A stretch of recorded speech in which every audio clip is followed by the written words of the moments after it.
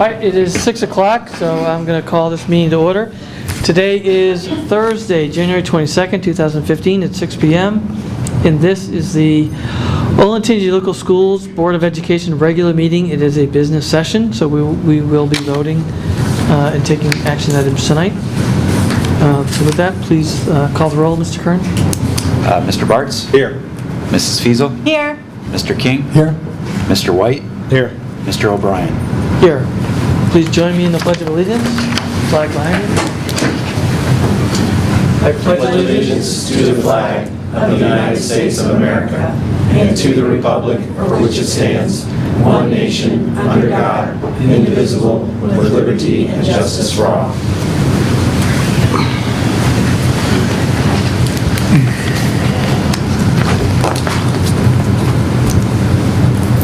Okay, I'll accept the motion to approve the agenda. We don't have any changes or amendments to the agenda, so someone could make that motion. I'll move. Second. Okay, second. Any discussion on the agenda? All right, seeing none, please call the roll. Mr. King? Yes. Mrs. Fiesel? Yes. Mr. Bartz? Yes. Mr. White? Yes. Mr. O'Brien? Yes. Okay, first up is a presentation. This is a presentation on project-based learning. It's a program update from Ms. Jill Simpson. And team.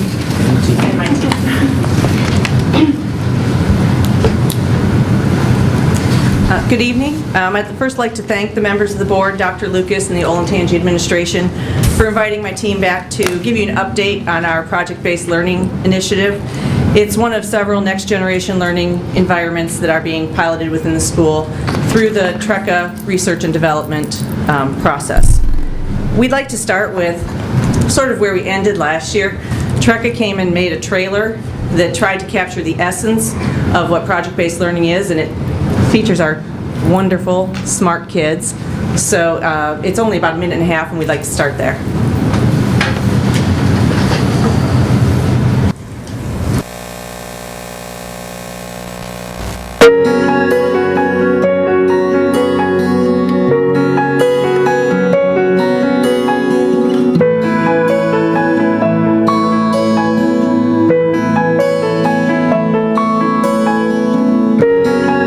What if teachers worked together rather than alone?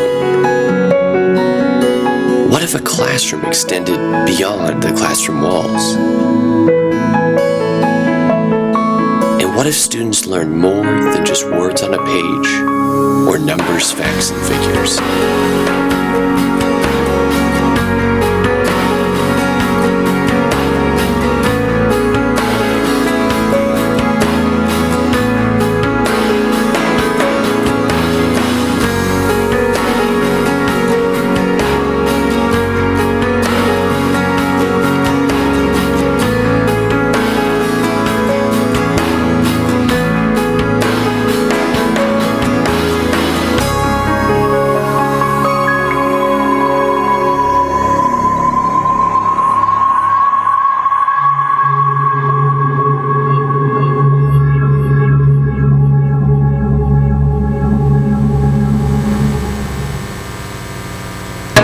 That the kids held up were actually their own generated ideas. We asked them a simple question: what has PBL meant to you? How is it different than traditional learning? And so they generated those little snippets, and they process much faster than we do, by the way. So if some of those flew by you pretty quickly, they're available on the web. So this is Shanahan's Team 701 Project-Based Learning. I'd like to introduce my team. Jamie Thomas is the science teacher, Bob Klein, social studies, Kirsty Snyder is our new addition for math, and Brooke Erdy is our intervention specialist. Project-based learning is for everybody. We have gifted and talented students, we have intervention students, we have ED students. It runs the gamut. The basis is delivering Common Core curriculum through integrated projects and real-world learning. One of the key focuses of project-based learning is college and career readiness, and we actually embed the college and career skills into the design of the projects. The projects are designed by this talented team assembled behind me and beside me. We work on collaboration with the students, organization of their workload, presenting to authentic audiences, and problem solving. So we're trying to really prepare them through the curriculum for the real world work. When we started to gather all of the real world that we invited into our project, it floored me. I couldn't believe that as we listed all the people we had come in to talk to the kids or will have through this year, this is just the list we came up with. It ranges from education professionals to scientists and architects and designers and event planners.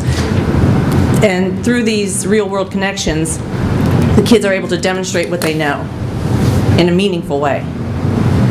In addition to bringing the world in, we like to take our show on the road. And some of the low-cost, no-cost field trips in our way of thinking, but we like to tell the kids they're site visits, because through these site visits, they're actually gathering information to help inform their projects.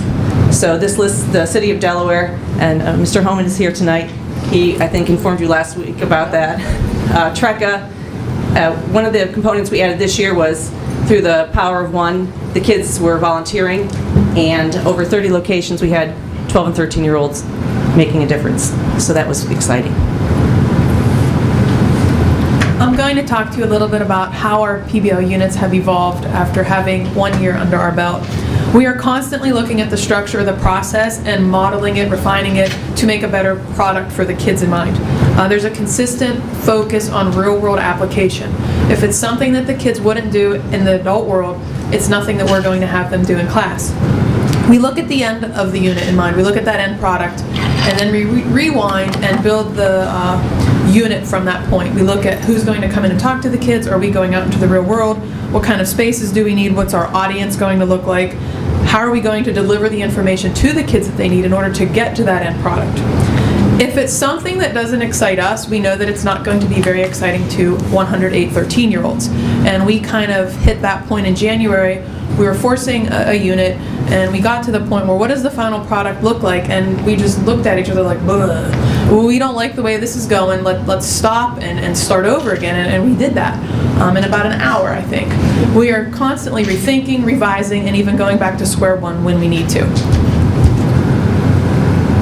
The Walk Through Delaware project, Mr. Homan, the city manager, talked a little bit about this at the last meeting, but we had a group of 4 boys who created the Senior Reverse Dial, and we are waiting to hear if a grant was approved for their project to actually be funded for it to happen.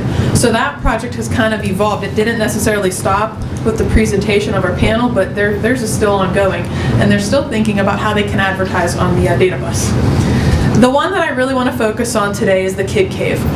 Last year, Mr. King was part of our panel, and he came back for the final presentations, and the students designed a new bedroom for themselves. It related to math content, science content, and some English. They had to persuade their parents to fund this bedroom. Some of them were amazing, some of them were a little far-fetched, and we wanted to change it this year. So we started out with like an HGTV concept where the students would have a client, they would interview the client and redesign a space for someone else other than them. We ended up scrapping that idea, and we came up with Tangy Middle School 2020 project. So what the students are going to be doing, we are going to divide our 108 kids into 4 teams, and they're going to be 9 subgroups, and each subgroup is going to focus on a specific space within a school: a science lab, the library, the front office, a typical classroom, the technology wing.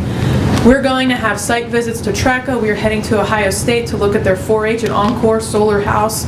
We're going to be visiting other middle schools. Mr. Gordon is going to be coming and talking to the kids. We're going to be looking at floor plans.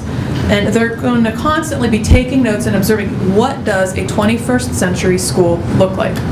Those 4 teams are then going to compete, and the final 2 will advance for our audience to vote on. One of the things I wanted to talk about is engagement, and you can see just from some of the projects and inherently from itself, it gets the students engaged. But it's authentic learning. We talk about it all the time, but you saw the real world. There was an enormous amount of people that when we started listing, we didn't realize how many people we have come in within a year and a half. So authentic learning, and we really believe that the professional audience and community makes their work meaningful. And they're not just speaking to us, but they're speaking to professionals who do this in their life. One of the things that is built into all of our projects is natural stretch and differentiation. We talked about it in the beginning, but PBL really is for everyone, and we mean that. So through that, there's the support staff and services that we have to help students, but also the differentiating when students really get excited about something. It's not me providing the enrichment, it's the opportunity that's provided, and I'm building it with them, and they have a tendency to go even further with that. And that's the best learning that you can even take away from this. We've had students take leadership roles from project managers, but a quick story, a student, they were competing to be a part of the final presentation in front of the audience, and he took a leadership role, and he's a student who doesn't normally do that, and he was voted from his peers that their group would move on, and he lit up. He was super excited, and he was in a position he normally wasn't in, and he excelled at it. Non-traditional and ownership. When we think about that, there is still traditional teaching going on and tasks and the content that needs to be delivered. But the thing is, it's being done in a more a delivery method that's more authentic to students, and the ownership is changing. We're presenting a framework and allowing students to adapt that and change that with us. We still have former PBL students who have come back to also, year 2, we had a couple students come back to talk about how to be a project manager and what that looks like as a scope and sequence. And we thought that connection was important because it still bridges that from 7th and 8th grade when students will listen to each other. One of the last things I wanted to talk about is a quote from a parent, and I want to read it for you if you don't mind. It says, "I've seen such a change in my daughter's interest in school this year. She's always been studious and mindful of assignments, but there didn't seem to be anything truly driving her motivation to learn other than a good grade until now. I think we know at Olentangy we're doing great things and we have great students. But I think this is the essence. What do we do as a school and ourselves as our teachers to really get students motivated for the right reason intrinsically? That we do think that grades are important and all those assets, but that students really come with a different view. And that was one of many, many things that blew us away from parents. And we're looking through different quotes and that feedback that we've received from parents. So the engagement is seen not only here at school, but also from a lot of the parents as well. So as Jill mentioned, this is my first year being on the PBL team. I teach math, and so coming from more of a traditional background in the classroom, I see that PBL has changed my views on the way that students are learning. I've noticed that the passion and dedication that this team has is incredible, and it's also contagious between our students. You can see that the passion that they have during our different projects about their ideas and their brainstorming sessions. Another thing I've noticed is the increase in the level of their persistence. When they come up with their ideas, they are persistent about, this is what I think is right, but their collaboration in order to come up with new and improved ideas is awesome. The connections and relationships amongst the content areas, through the PBL process, the students are getting their curriculum through our science, social studies, math, and also IE courses, but also through these projects. So we build upon the projects in our curriculum in order to make it engaging for the students. And then the last thing is the true collaboration between these team of teachers. We work really hard to put together these awesome projects for the students, and we know that because we're excited about it, they're going to be excited about it as well. I'm the intervention specialist with the PBL team this year.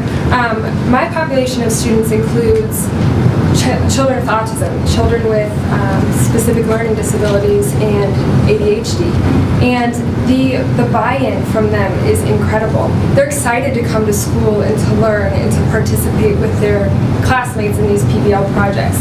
They're excited to put to use their skills that they've learned in the classroom in real time and not have to wait for the real world. The real world is being brought to them.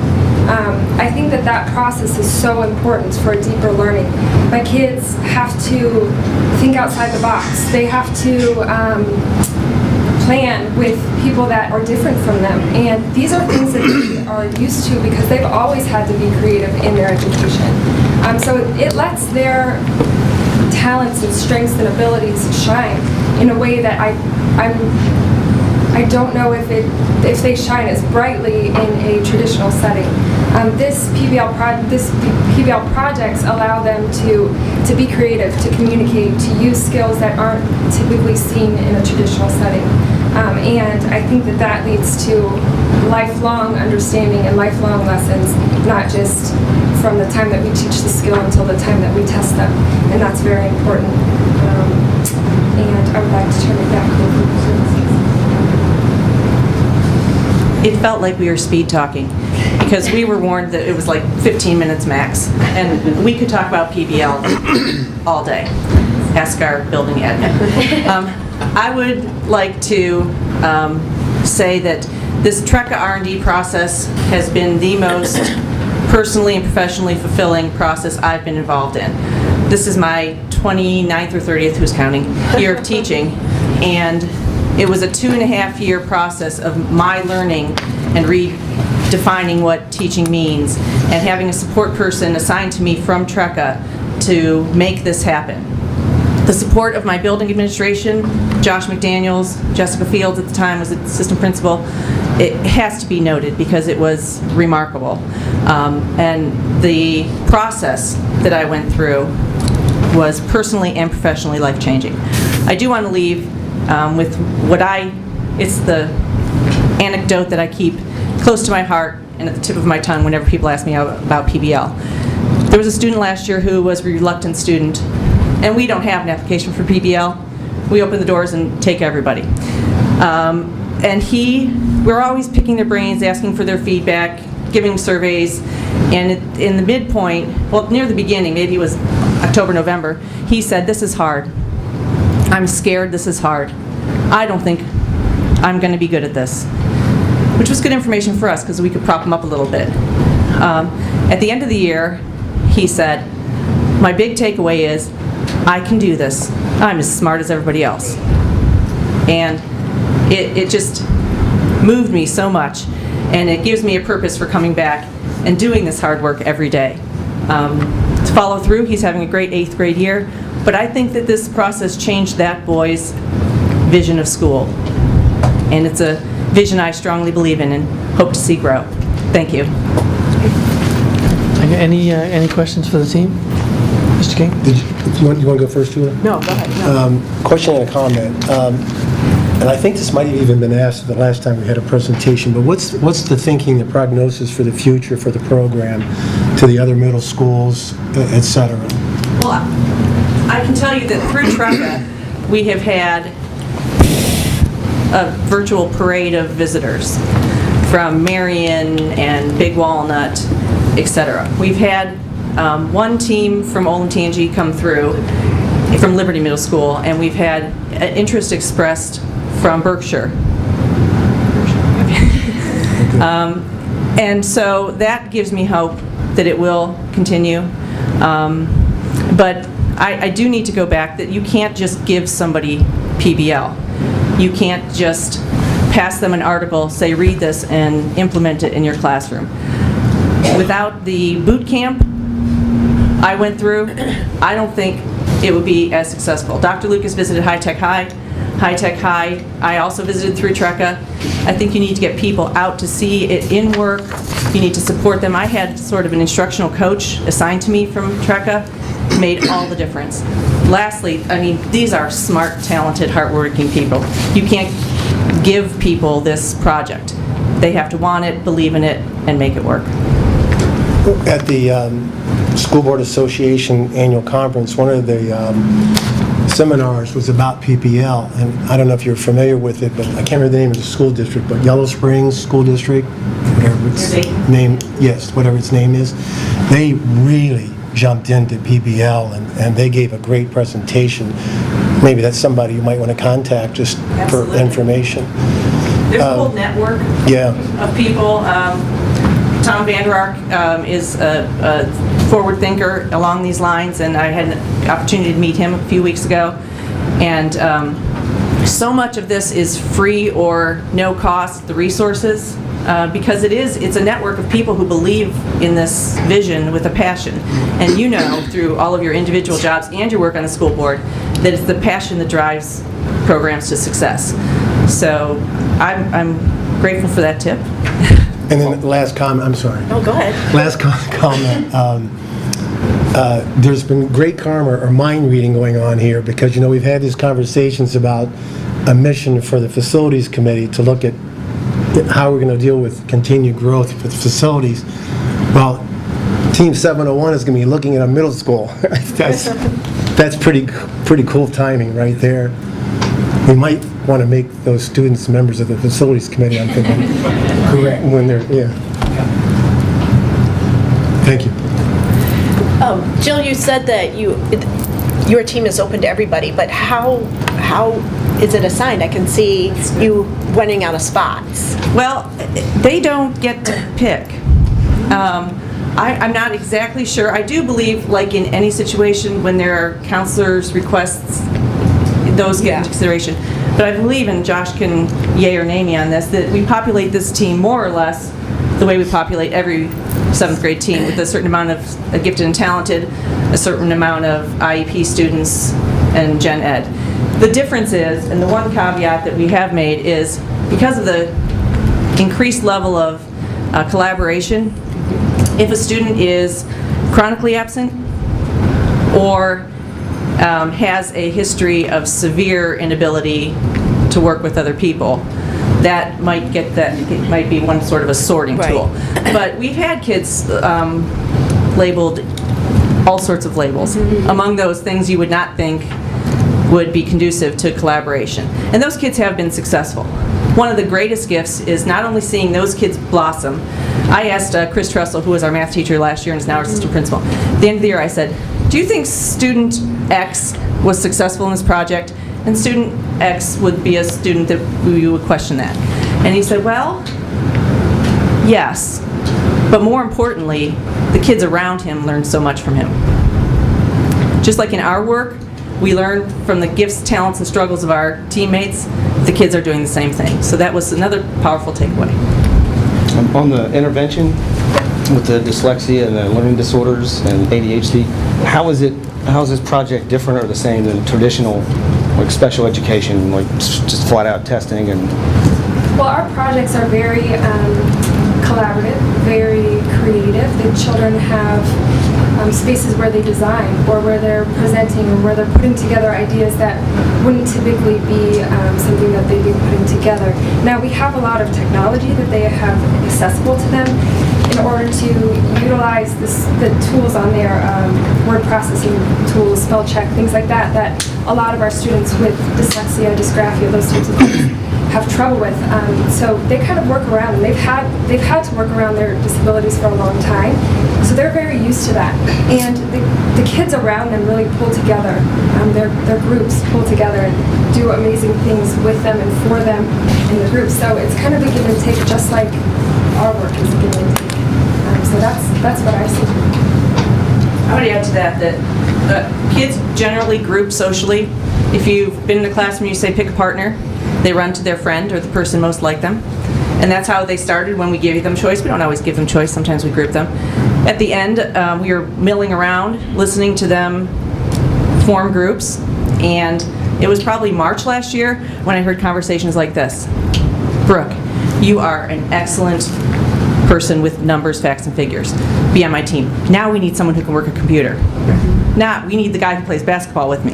So they started to look at each other for their skill sets. And I want to remind you, they're 13. So the process has had powerful life skills for these kids. And their parents have come back and told us that as well. So it's exciting. Jill, do you know the percentage of kids that went through PBL that went on to STEM?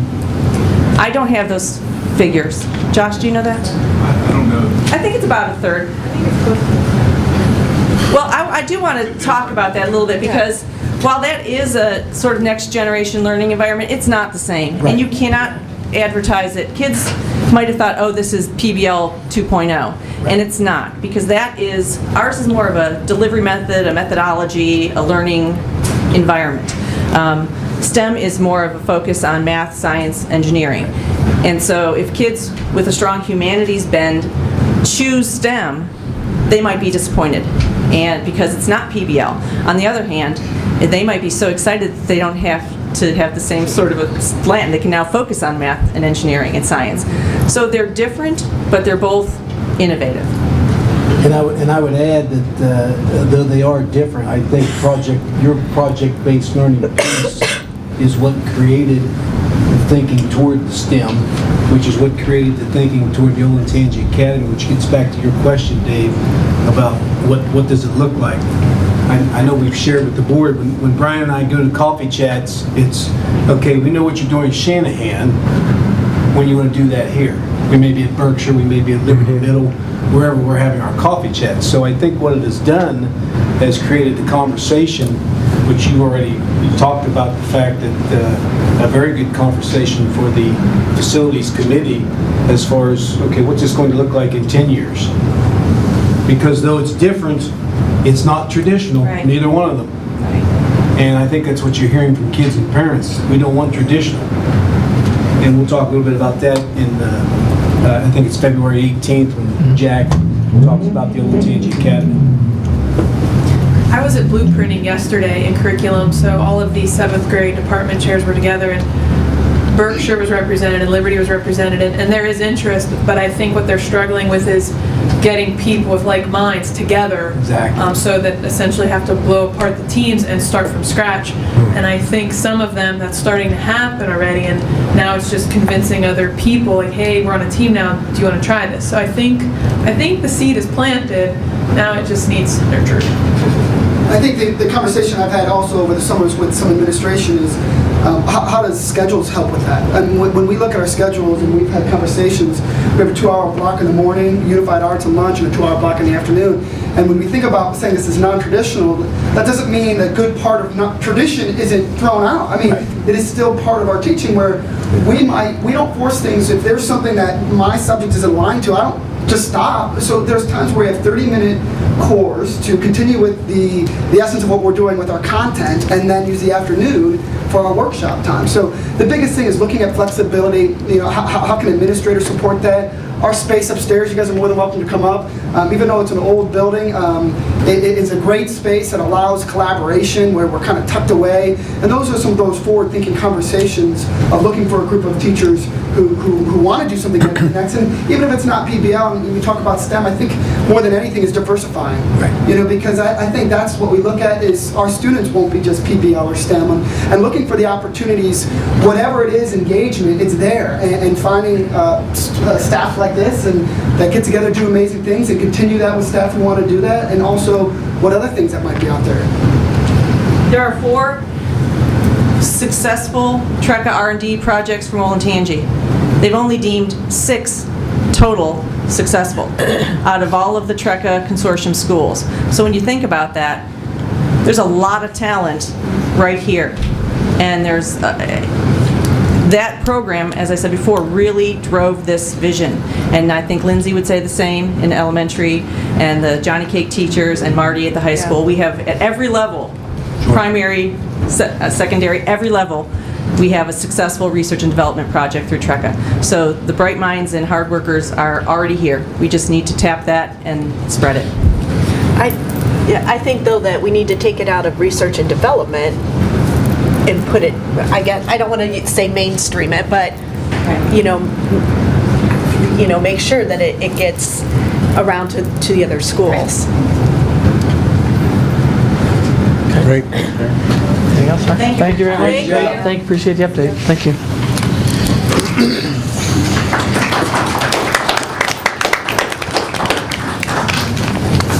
We don't get much applause, that's pretty good. I know, that's nice.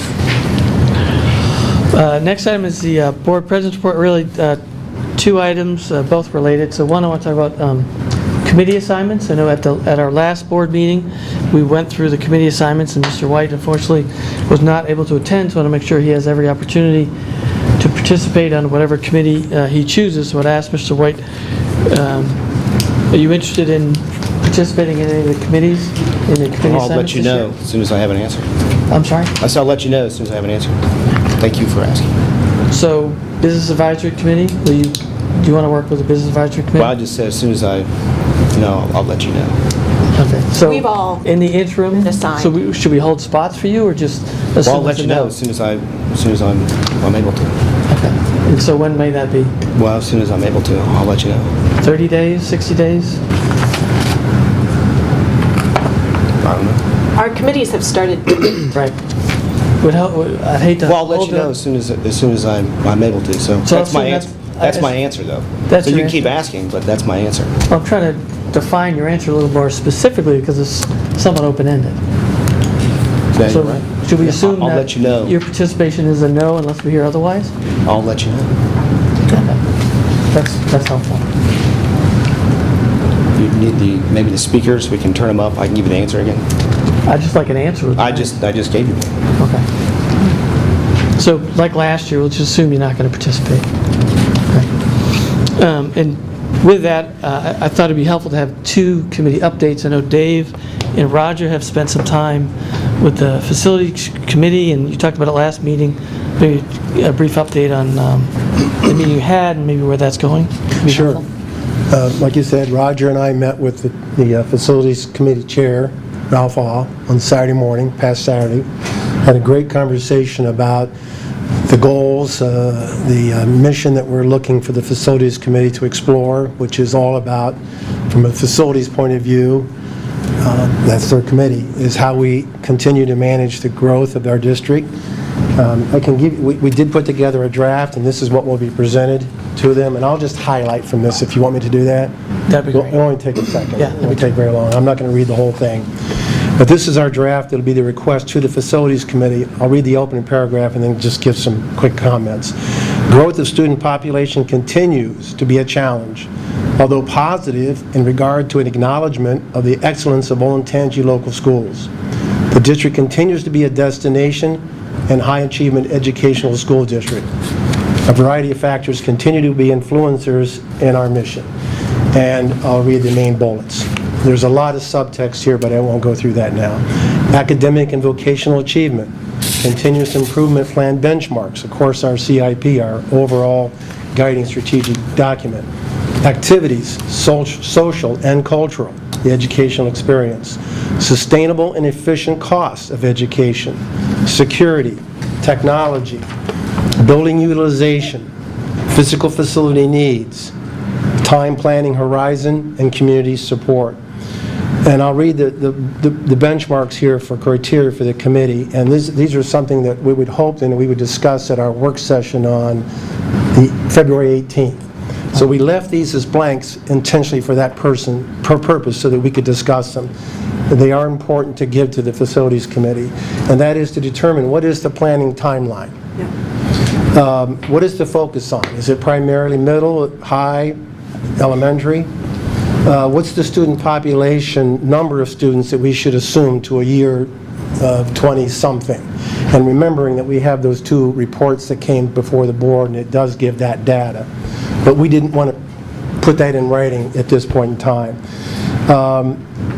There is no formal anymore designation of student population per building. We do not operate in that manner anymore.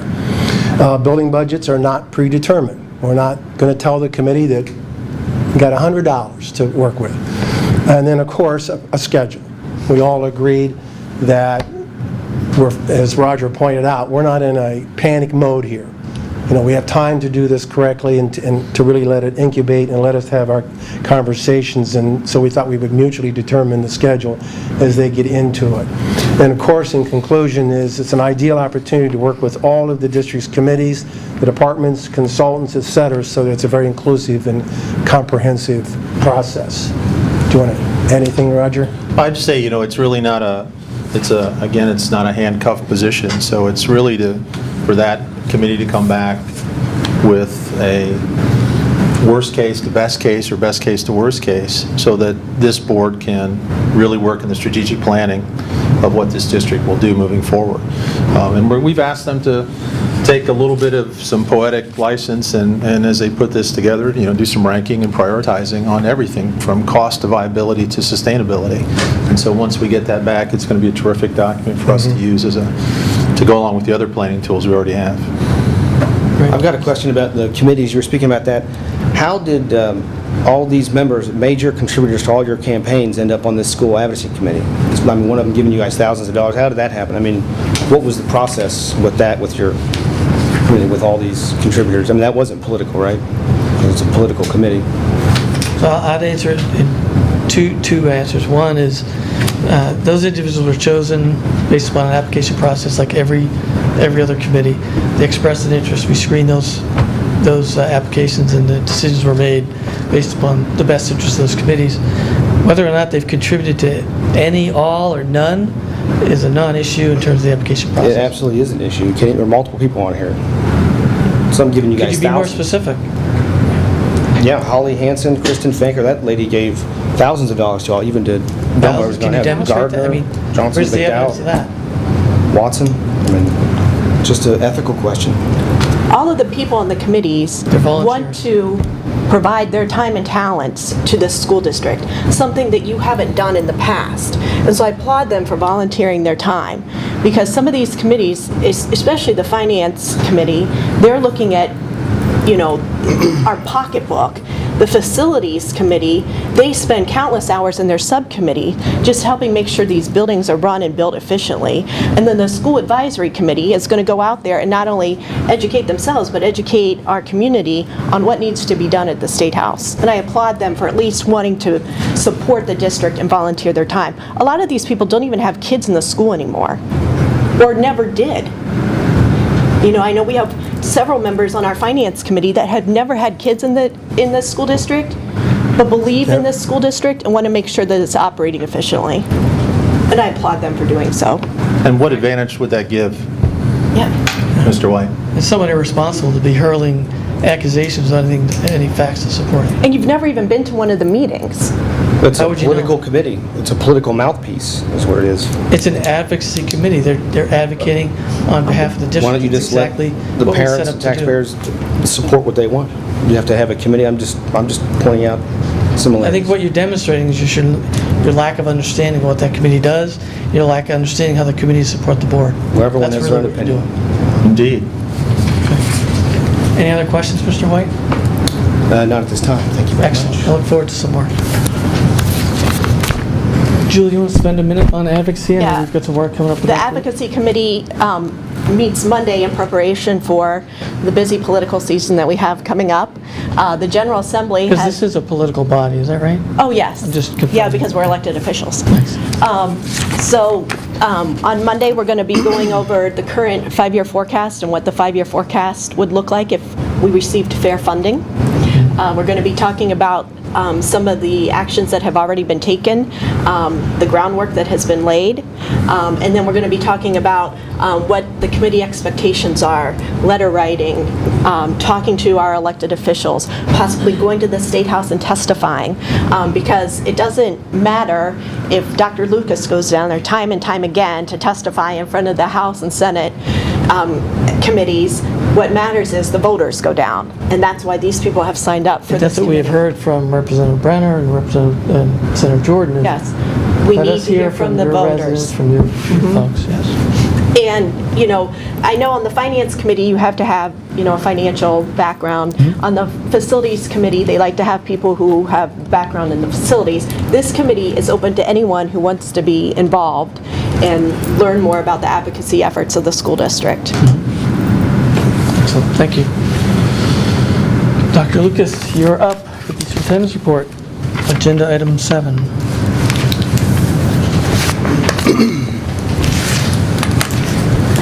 Thank you. Do we have another superintendent's class, by the way?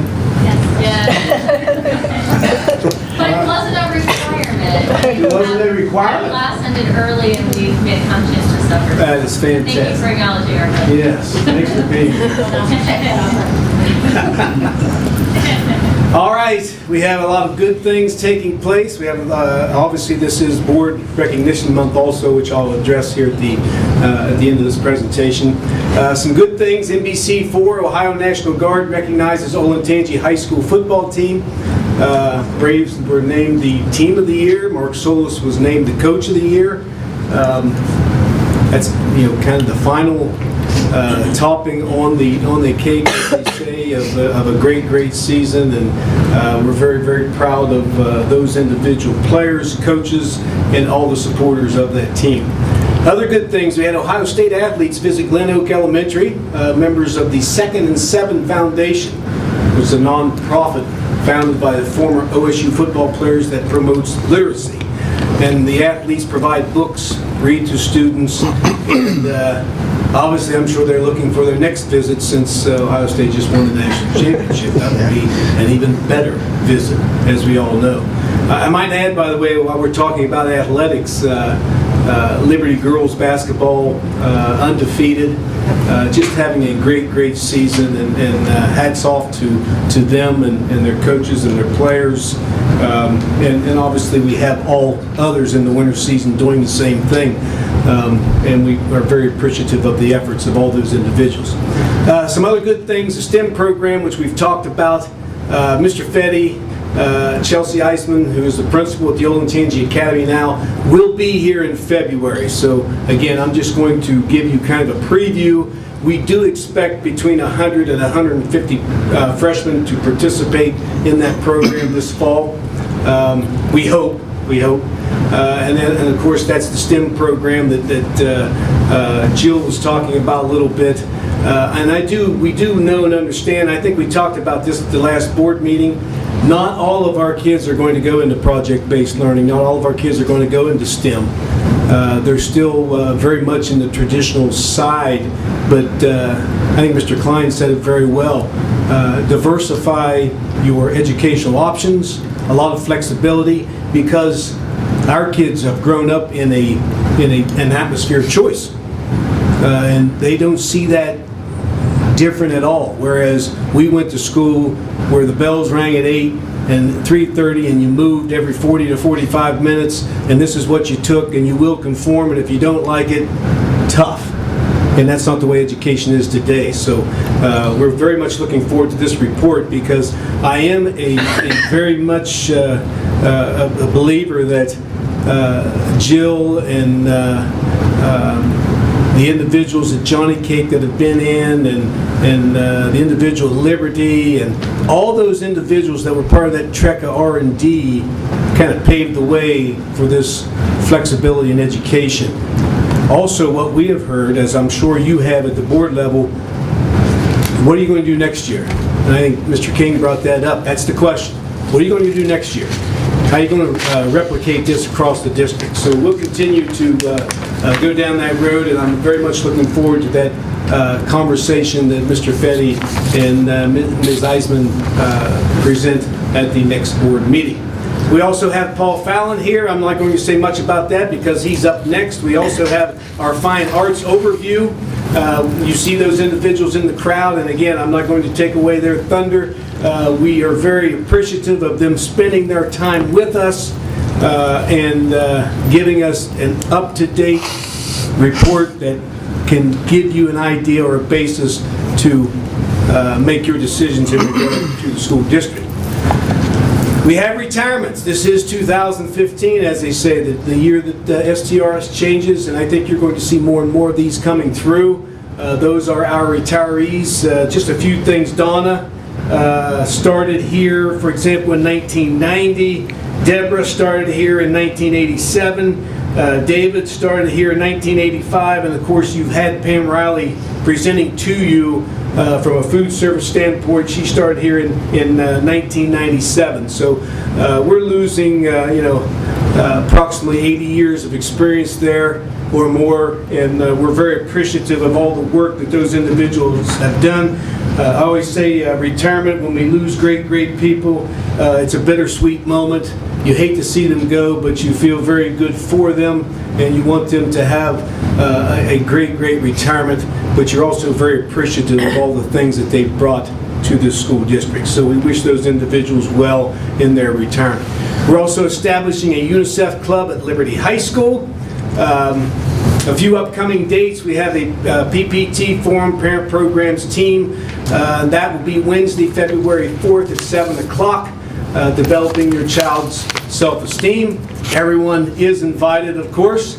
We have a board work session on Wednesday, February 18th. Board business meeting on Thursday, February 26th. Just a reminder to everyone, that changed from 6:30 to 6 o'clock. That's the reason we want to kind of address that every meeting here for just a little bit.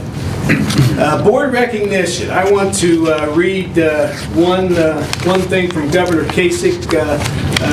This is Board Recognition Month, and in his words, the service provided by the members of Ohio's city, village, local, and joint vocational boards of education and educational service centers, governing boards, is critical to ensuring high-quality public education for Ohio school children. Through partnership with teachers, school administrators, staff, and parents, school board members provide vital leadership and support for schools, and we thank you for our service and for the positive difference you make throughout our state. Again, there are the pictures. We have more than 20 years, maybe closer to 30, of combined service to the Olentangy School District. Just personally, I want to say a few things about what you do. I know there's only one person left on the board that hired me. That was Julie, and very, very appreciative of that. I hope, I think, but I hope individuals in this community know and understand the compassion and love that she has for the school district and the work that she puts forth, because I know it, and it's just a tremendous effort, and we're very appreciative of that. I have Dave King sitting over here that was part of the interview committee when I came forth, and when I got here, he knew just about everything there was to know about the development committee. He'd been very much involved, still is, and I appreciate all of his efforts. And then I got Mr. O'Brien and Mr. Bartz, both at one time assigned to the board, and Kevin has since been elected to the board. Those two individuals, I believe, have brought a business sense to the board. I can especially say about Kevin, he and I are pretty well up front with each other from day one. That may not have started in the best of ways, but I believe, and I'm speaking from my end, we have come to respect each other's opinions, and I'm extremely impressed by the intelligence just from a business sector that he brings to the board. I haven't gotten to work with Roger as much at the board level, but I'm extremely impressed with what I have done with him. I worked with him a little bit in regard to turf projects, and I think we all know how those ended up. So I'm appreciative of that. And Adam, the only thing I would say to you is I just wish you'd get more involved, because this is an elected board, and it's elected by the people to represent different clientele throughout the school district, and everyone must participate. That's the whole process. You must participate. So with that said and done, as a collective board, extremely happy, extremely impressed, and I have, obviously you have the flowers in front of you, and that's a small token of our appreciation, and I do have certificates that I'll be handing out to you as soon as I get done here, but I can't say enough to you from a superintendent standpoint that you know what's going on, especially those four of you that are extremely involved. You know what's going on, and you know what's going on because you have the ability and the understanding of delegating and allowing the community to have tremendous input in the school district. And that's why we're so successful. And I appreciate your leadership in that regard, and I appreciate your constant efforts of just tireless work that sometimes, as we all know, you get very little thanks for. So I'm going to ask the crowd to do one thing, just give these individuals a round of applause and appreciation.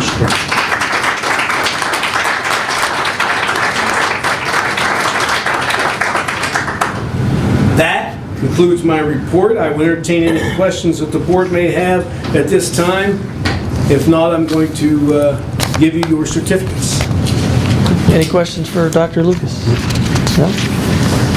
Maybe as he's handing out certificates, Mr. Kern, if you'd like to start your treasurer's report, that would be terrific. Thank you. Well, thank you, Mr. O'Brien. I'd like to echo some of Dr. Lucas's sentiments there. Appreciate the work that you do on behalf of the school district, and from a personal sense, 4 out of the 5 are still left that hired me. So I appreciate the opportunity that you've given me, and look forward to continuing the great work of this school district. I think back to talk about a few things on the action items on the agenda this evening and a few other items that are going on in the treasurer's world, I guess, per se. On this evening's agenda is to approve the minutes from December and January 8th, approve financials for November and December, approve some of the appropriations, approve alternative tax budget, and approve some donations. I just want to take a few minutes to touch on some of those individual action items. The financials for November and December. As you can see, if you're looking at the December financials, we are pretty much on target for this point in the year. We are slightly under where we expected to be in receipts, only by $55,000, so I think we're doing pretty good in that aspect, and slightly under in expenditures, which is a good thing. We continue to monitor, see if any situations that arise where we will need to make adjustments come May. At this point, we do not see anything, any adjustments or any one-time occurrences that will change our assumptions once we go into May. For the appropriations this evening, I want to point out one. It looks awfully big, and why are we approving such a big appropriation adjustment? There's one on there, I believe, for, let me get to that page here, $11.3 million. It is for our self-insurance fund. As you know, starting here in January 1, we went from medical insurance to self-insured. We're required to book that in its separate fund. So we hadn't had that appropriated to start the year, because when we started the year, we didn't know we were going to go self-fund at that time. So that allows us to pay our administration and claims for the district. Approve the alternative tax budget for 2016. This is really essentially a statutory requirement that has to be done every year. If you look back in January, it's something we approve every year. The biggest things that you see on there is concerning, it talks about the general fund. That is just based off our 5-year forecast that was approved in October. And also just listing our debt that we have out there is one of the biggest things that are on it. Is to start the statutory process for as you're going into the next year, approving estimated resources and appropriations. And finally, approving donations to the district. I'd like to, as you know, we're always thankful for our PTOs and our members of our public. Big one this time is from Freedom Trail Elementary PTO, about $14,000 worth of various items from iPads to Epson projectors. So as again, we're always thankful for our PTOs and members of our public. Two other things I'd like to hit on. Our financial audit for the year that ended 2014. Each of you should have received separately from the auditor state a copy of the audit report. If you did not, let me know. I can forward that to you again along with the CAFR. That was what they were supposed to do, so hopefully they did do that. As I think I may have told before or not, maybe not, but there were no material audit findings, no material non-compliance. We had an unqualified opinion on the CAFR, which is a clean opinion. So that again qualifies us for the Auditor State Award. Hopefully we can get them back in at a future date like we did just a few months ago, I think. So I'd like to thank my staff and appreciate all the hard work they've done to get that recognition. So, and then one final thing. Actually, I got two more things. Along with that, remember in December we approved a potential bond refunding. That is still going on. We're hoping to meet with the rating agencies. As you know, that's one of our CIP goals, to maintain, is either increase or maintain. I don't see us increasing, but I do see us maintaining our rating as we go forward. We'll be just do a ratings call next week, I think is tentatively what we have scheduled. And then from there, hopefully within the next week or two after that, sell the bonds. So I'll keep the board apprised of that. The market has gotten better, so hopefully that continues when we actually go to market, that we will have even higher savings at that point. So that is good news. And one last thing is met this morning. with Mount Carmel. As you know, for our wellness participation, this is our full-blown year that we've partnered with Mount Carmel, utilizing our wellness dollars that are provided by our insurance carrier, Medical Mutual, to go over our wellness program and kind of go over participation. But actually, we're starting for next year already. What the good things and the bad things that we've seen, and trying to adjust as we move forward into next year. Because as you know, this year we didn't have any increases in our premiums for medical insurance.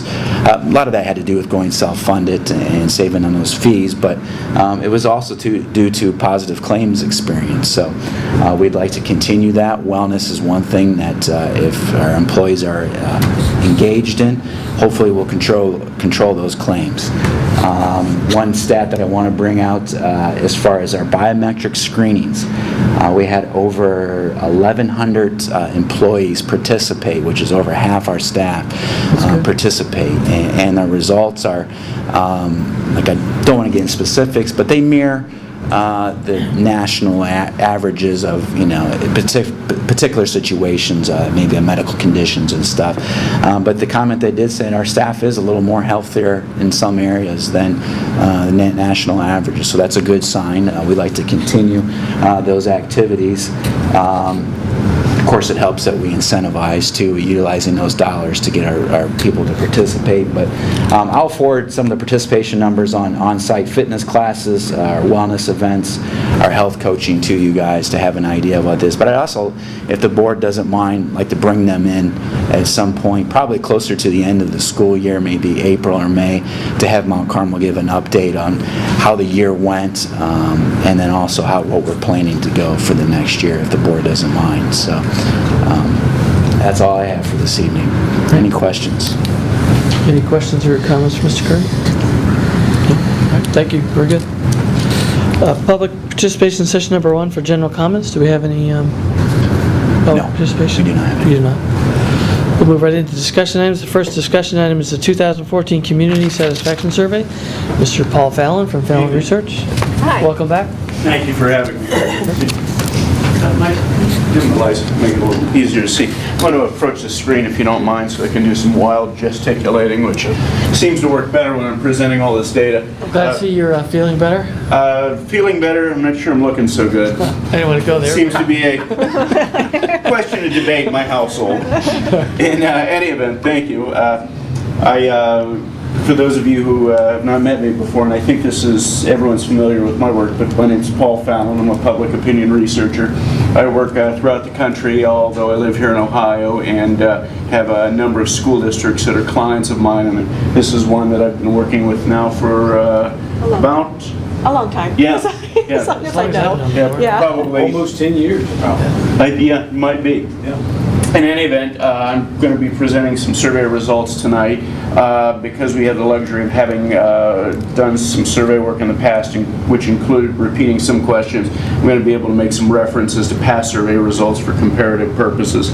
Let me talk briefly about the way the data was gathered. This was done through telephone interviews performed by specially trained opinion research interviewers, that is, they were data gatherers, not telemarketers. It was conducted with 401 randomly selected registered voters within the district using a combination of valid residential and cellular telephone numbers. And the reason we use cellular telephones now is to avoid a coverage error that would be created if we just relied on landline household listings, because a lot of homes no longer have that service. The estimated margin of sampling error is plus or minus 4.89% or 5% with rounding, and that results in a confidence interval of 9.78% within which the results could vary, or 10% with rounding. That just means if we asked, for example, what is your favorite topping on a pizza, if 50% of the respondents said black olives, because of sampling variability, that number could be as low as 45% to as high as 55%. The data interviews were conducted during the period of November 5th through November 7th, so this is very recent data. And the data was stratified so that differences in vital characteristics such as age, gender, and geography are represented in proportion of their percentages of the electorate. And that's just done to prevent over or under sampling from distorting the results. Due to rounding, not all the results are going to add up to 100%, and the data is presented in a slightly different order than the questions were asked. And lastly, unless otherwise noted, only statistically significant differences outside the confidence intervals are reported in this presentation. Let me start first by talking a little bit about the opinion environment.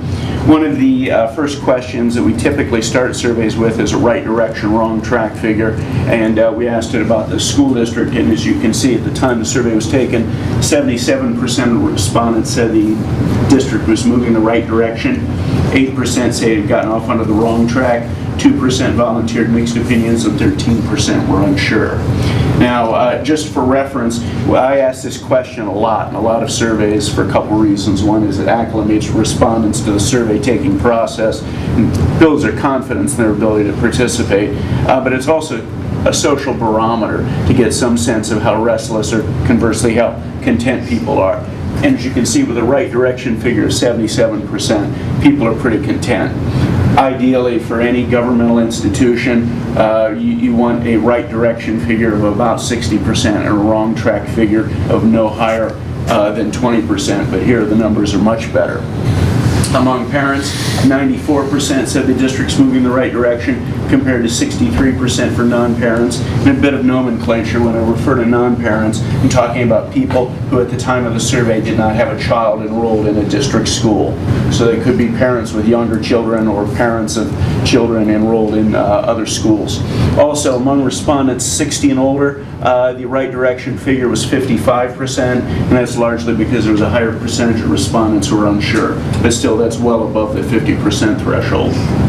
When we asked the same question in 2013, the results were almost identical. 76% of respondents said the right direction was said the district was moving in the right direction. 12% said it was on the wrong track, and among parents, a whopping 91% said the district was moving in the right direction. So there's a high level of contentment across the board. We also asked, in your opinion, how would you rate the job the district has done communicating with parents of district students and the public? Total of 73% of the respondents said excellent or good. It's derived by taking the 27% excellent and adding to it the 46% good. 16% said fair, 1% said poor, very poor, and 7% were unsure. Among parents, 86% gave the district an excellent or good rating compared to 62% of non-parents. Again, a substantial, statistically significant difference, but well above the 50% threshold for both subgroups. When we asked the same question in 2013, 77% gave the district an excellent or good rating, and as well as 91% of parents. So this is another stable rating, and that was a consistent theme throughout this survey, was the fact that these results were in many cases almost identical to the previous ones. And the reason I point that out and provide a little rhetorical emphasis is because that's the hallmark of a very well-managed organization, when you have those kind of stable sentiments across the board like this. We also asked in a forced choice battery, where do you get most of your information about the school district? As you can see, the most frequently selected response was reading the newspaper, 24%. 23% said receiving email messages, 14% said visiting the school district website, 9% said reading school district literature, 7% said social media, 5% said reading newsletters in the mail. However, when you broke the data down to look at the results between parents and non-parents, it's like a tale of two cities. 43% of non-parents get most of their information about the district by reading the newspaper, but it's just 2% of parents. Because they have time to read it. That could be. Also, I'm finding in a lot of instances, younger people, parents, people in younger age cohorts are just not reading the newspaper as much. Among parents, 43% said email compared to 6% of non-parents. And those were the two striking differences, although there were some others as well. Looking more closely at education, we asked how would you rate the quality of education being provided by the Olentangy local school district. This is why I love coming here. 88% said excellent or good. 5% said fair, 1% said poor, very poor, just 6% were unsure. 95% of parents. What was really striking, there was even 83% of non-parents said it was excellent or good. And what that tells me is that parents are so effusive and exuberant about the quality of education that they're serving as influencers for non-parents, people who don't have the ability to have that direct first-hand observation. When we asked the same question in 2013, 90% said excellent or good. Again, within the margin of error. 97% of parents. We also asked, how would you rate the job the district has done to meet the needs of students from diverse cultures and backgrounds? This is the first time we've asked this question. I thought it was a great addition. 70% of respondents said excellent or good. 11% said fair. 3% said poor, very poor. 16% were unsure. There was a statistically significant difference between parents and non-parents, with 75% of parents giving an excellent or good rating compared to 67% of non-parents. We also asked about the job that the district has done preparing students for life after graduation, such as attending college. In this particular performance area, the respondents gave an excellent or good rating of 78%. 7% said fair, 3% said poor, very poor, 13% were unsure. Interestingly, and I said earlier I was just going to talk about statistically significant differences, but I think in this case one of the interesting things is that the differences between parents and non-parents were not statistically significant, which indicates that this is a consistent sentiment regardless of whether or not you've got a child enrolled in school. And as you can see, they're both very high as well. We also asked, in your opinion, how would you rate the job the district has done preparing students for life after graduation, such as entering the workforce? A little lower rating here, 67% said excellent or good, 13% said fair, 3% said poor, very poor. 18% of respondents were unsure here. There was a higher percentage of what we call non-opinions. And once again, although those seem like sizable numbers, those were not statistically significant differences, with 71% of parents responding affirmatively and 63% of non-parents. So once again, this was a consistent sentiment. There was a statistically significant difference by age group, and I'm not sure that this is necessarily actionable, but it was interesting that 61% of 18 to 29-year-olds rated it as excellent or good. Gets up to 73% for 30 to 44-year-olds. And you know who those folks are? Parents. Parents, your core customer base. 67% of 45 to 59-year-olds and 58% of respondents 60 and older. We also asked, in your opinion, how much of a problem do you think that unruly and disruptive behavior by students is in the Olentangy local schools? Just 1% said it's a very big problem, 21% said it's somewhat of a problem, 53% said not much, 12% said it's not a problem, and 13% were unsure. By the way, when I'm interpreting this kind of scalar data, I always look at the extreme response options, because the more strongly people feel about something, the more intensity they invest in that sentiment, the more likely they are to act on it, and the less likely they are to change their minds. And in this case, it's exceedingly low. It's almost infinitesimal. Among parents, the differences were statistically significant only because this is a cell-sensitive calculation used for this type of data, and as you can see, the percentage say not much was considerably higher, but again, just 1% of parents say that disruptive behavior is a very big problem. Looking at finances, we asked, in your opinion, how would you rate the job the district has done spending its money in an effective and responsible manner? This was really impressive. Because 67% said excellent or good. And typically there's a disparity between the overall performance for the quality of education and the job that districts are doing spending tax dollars, and that's largely because the concept of public financing for public schools is a somewhat Byzantine concept. It's not one that people easily understand or have a sincere interest in, quite frankly. Sorry, Brian. That's okay. But the fact that these numbers were so comparable was, I thought, very impressive, and it was a real show of support and confidence. Among parents, 81% said excellent or good. Among non-parents, 55% said excellent or good. And interestingly, there was a statistically significant difference for gender, with 61% of men saying excellent or good compared to 73% of women. But again, above the 50% threshold for all those key groups within the community. When we asked the same question in 2013, the numbers are almost identical. 69% of respondents said excellent or good, and 76% of parents said excellent or good. We also asked, generally speaking, would you say that property owners currently receive a good value from the Olentangy Local School District for the money they pay in taxes? 81% responded affirmatively, just 13% dissented and said no, 7% were unsure. Among parents, 89% said yes, and among non-parents, 73% said yes. Are we having an earthquake? Or Projector elephants running around upstairs or something? Oh, is that what it's the... I think it's the projector. Yeah, it's the projector. I thought it was me for a moment. I wasn't sure. When we asked the same question in 2013, 75% said yes. So we've actually seen a sizable increase.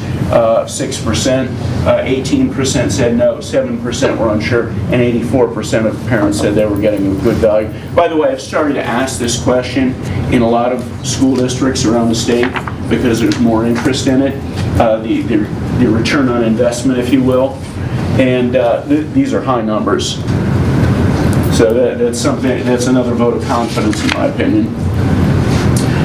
We also asked, do you agree or disagree that the Olentangy Local School District is getting its fair share of funding from the state of Ohio, or do you not have enough information about this matter to have formed an opinion? Now there's a little story behind this question before I talk about the results. We grappled with a number of different ways to look at the question of adequacy. And I also know from my past experience that this is not something that people are attuned to necessarily. And so we tried to come up with a question that could really gauge how much people are following this issue or how much, what percentage of the public has an opinion about it. As you can see, overall, 11% agreed, 18% disagreed, but 69%, 7 out of 10 respondents, said they do not have enough information to have formed an opinion about this issue. Now, one of the things that they teach opinion researchers when we're being trained at our colleges and universities is to not just to pay attention to opinions, but also to pay attention to non-attitudes. And I think that's the most important finding here. Although there were some statistically significant differences, in every case, at least a majority of the respondents in each of these subgroups said they did not have enough information to have formed opinions, which suggests that this is just not something people have spent a lot of time thinking about. We also looked at the matter of class sizes and facilities. For example, we asked over the last few years, do you think that enrollment of students in the schools in the Olentangy School District has increased, stayed about the same, or decreased? 81% say they believe that enrollment has increased. 11% think it stayed the same. 1% say it's decreased. 7% were unsure. Now, this is a question that I thought would be a valuable one to test. And we started testing this last year when there were from what my recollection is, the emergence of some discussions about upcoming facility needs. And I thought it would be a good idea to find out if people are aware about what's going on and why that discussion and that narrative might need to occur within the public. And as you can see, 4 out of 5 members of the public, that is voters, are aware of the increase in enrollment. Among parents, it gets up to 90%, but even among non-parents, the people who aren't driving here every day and dropping off their kids, are aware of it as well, 74%. So the community is attuned to this issue and probably ready to have this discussion. As you can see, it was 86% in 2013. 9% said the same, 1% said it decreased, 5% were unsure, and it was 92% of parents. So it's been high for the last 2 years. We also asked, would you say that overcrowding of the schools in the Olentangy School District is a very big problem, somewhat of a problem, not much of a problem, or not a problem at all? Now I want to refer you to something I said earlier about interpreting the scalar data. And we're going to talk about a little bit of opinion research, interpretation, and nuance here for a moment. Just 8% said it's a very big problem. And that's the extreme response option. And even among parents, and again, this was a statistically significant difference, but even among parents, just 12% say it's a very big problem. 2013, 3% said it was a very big problem, so there's been a little growth. And among we also asked, how much do you think the current school classroom overcrowding is hurting the quality of education. Just 5% said a lot.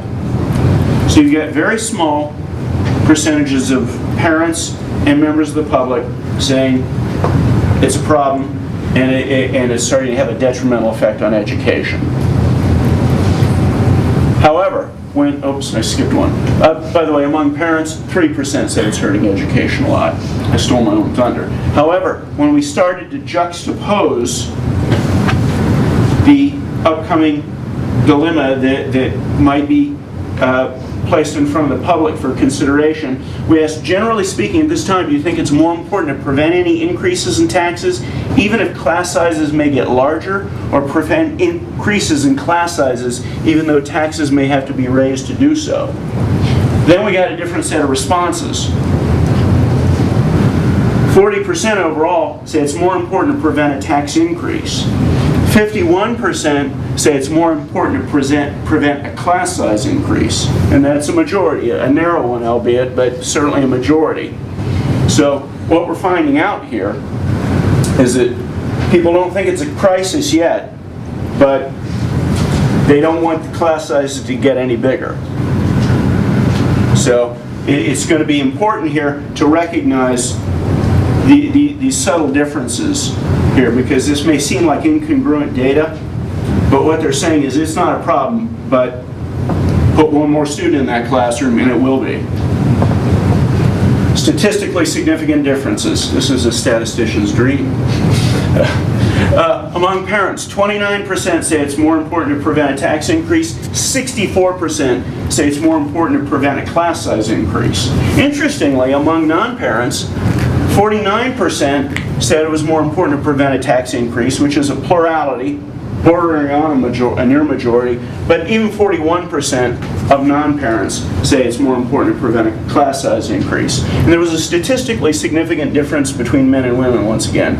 45% of men prefer to prevent tax increases, 49% prefer to prevent class size increases. Among women, 35% prefer preventing tax increases, 53%, a narrow majority, prefer to prevent class size increases. There's also a big difference by age cohort. Among 18 to 29-year-olds, 55% prefer preventing class size increases. It reaches 67% among 30 to 44-year-olds. Those are your core customers. They're also, by the way, your entry-level parents, too. And I say that because we now exist in a competitive environment. This is an educational product to some extent, and it just can't be taken for granted that because a parent lives in the Olentangy School District, they will send kids to your schools. 46% of 45 to 59-year-olds prefer preventing a class size increase, but among respondents 60 and older, actually a majority, fairly robust majority, prefer preventing tax increases.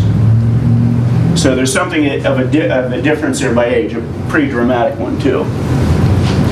We also wanted to look at some other management tools and policies. For example, we asked, do you support or oppose making greater use of technology to adapt classrooms to hold more students, even though it will require changes from the traditional ways education is delivered? 74% support that idea, 21% oppose it, 6% were unsure. 67%, also a majority, support acquiring other properties in the community so that existing buildings can be converted to classrooms. 29% oppose it, 4% were unsure.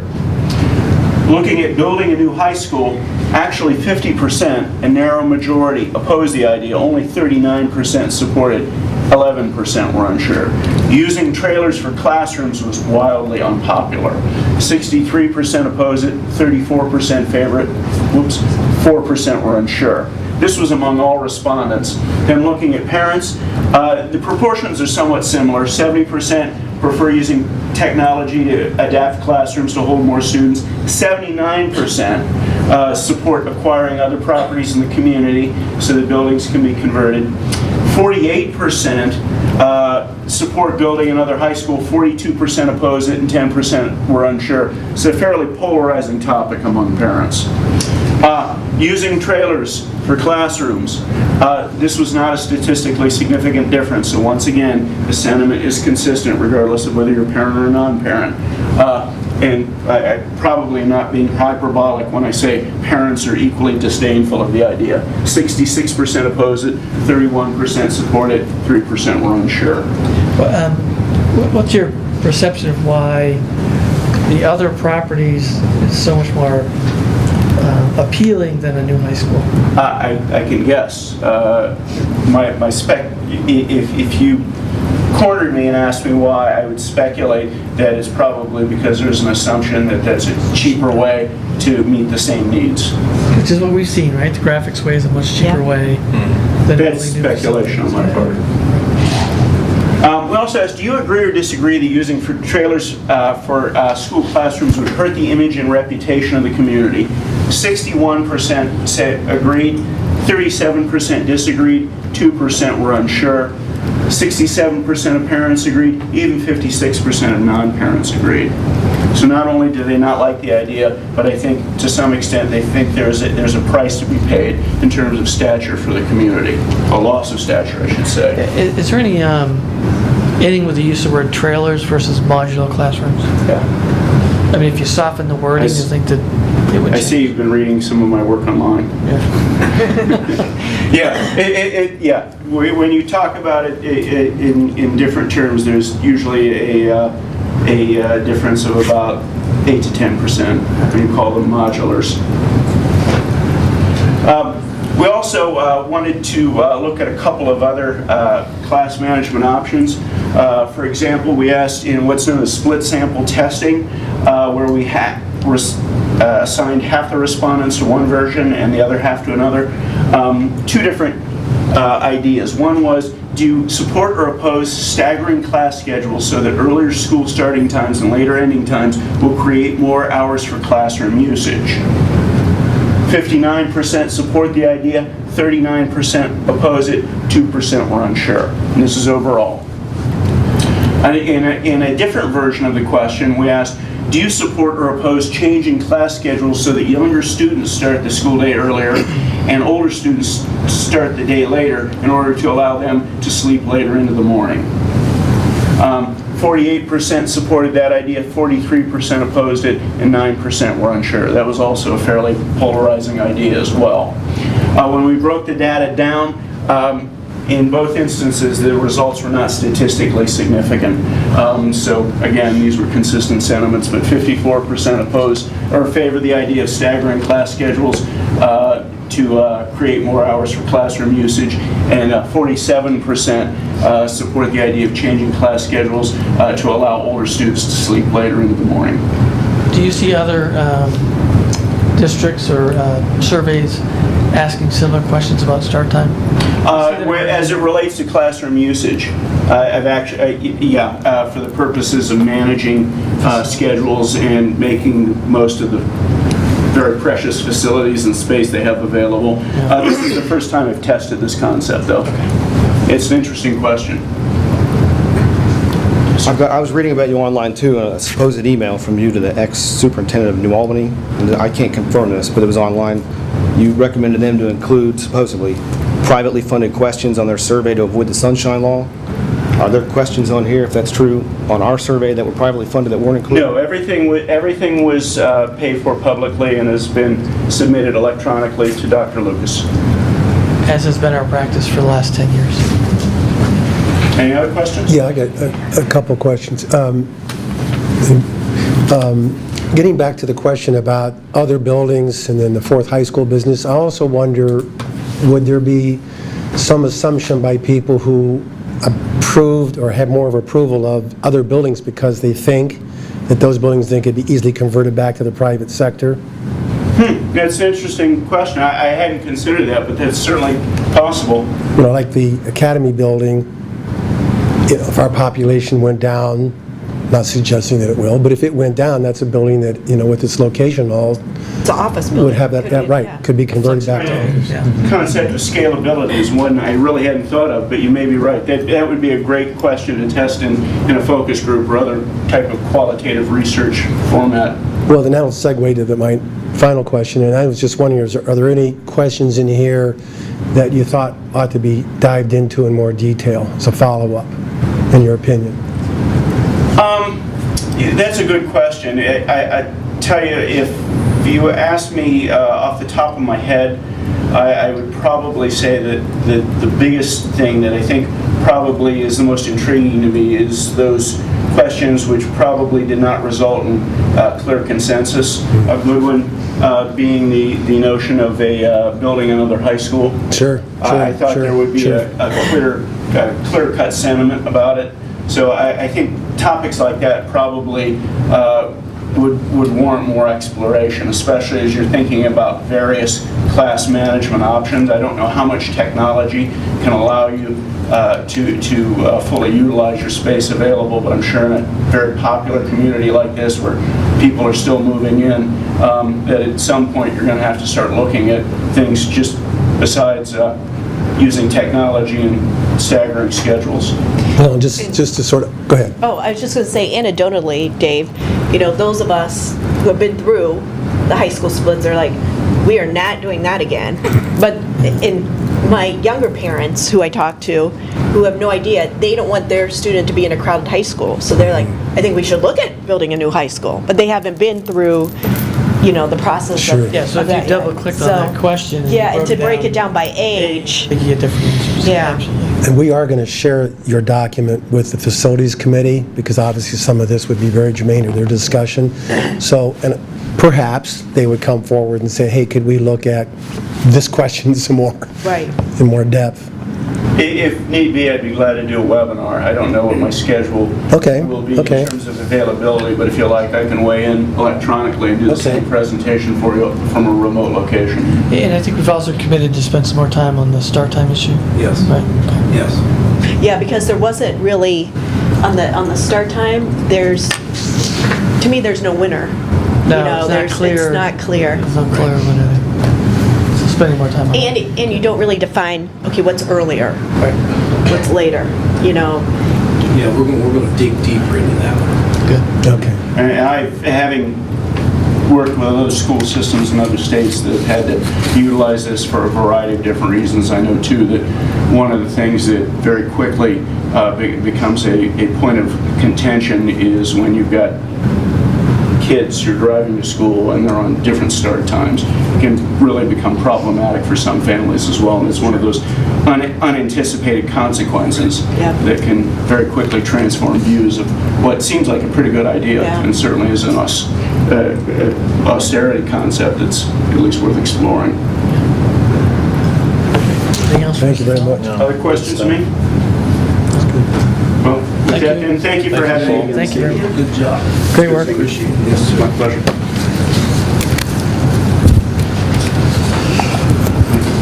Okay, the next discussion item is item B, the Fine Arts Overview. Melanie Andrus, Anthony Atkins, and Vince Cecilio. Please come up.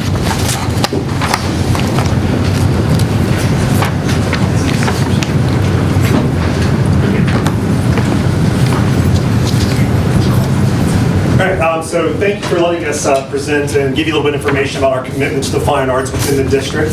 As Mr. Fallon just mentioned, there's a lot of satisfaction with our programming and with what's happening in the schools. And I think the fine arts and what we're doing and some of the programming is a big part of that. And so we wanted to take a chance to kind of give you an overview. One of the things we're going to do this year is Mr. Tilio and I, rather than kind of show you some pictures and explain to you what's happening, we've invited some teachers to come in and kind of share. The people who are actually facilitating those photos, facilitating with the students and the ones helping create those photos you would have seen, and let them share some firsthand experiences. So we're going to give a brief overview and then kind of turn it over to them. So with us tonight, we've got Lee Kikta, who's at Olentangy Orange High School, Grant Gilsdorf, who's at Liberty High School, Rob Jones, who's at Freedom Trail Elementary School, and then Ms. Lori Walls, who is at Liberty Tree Elementary School.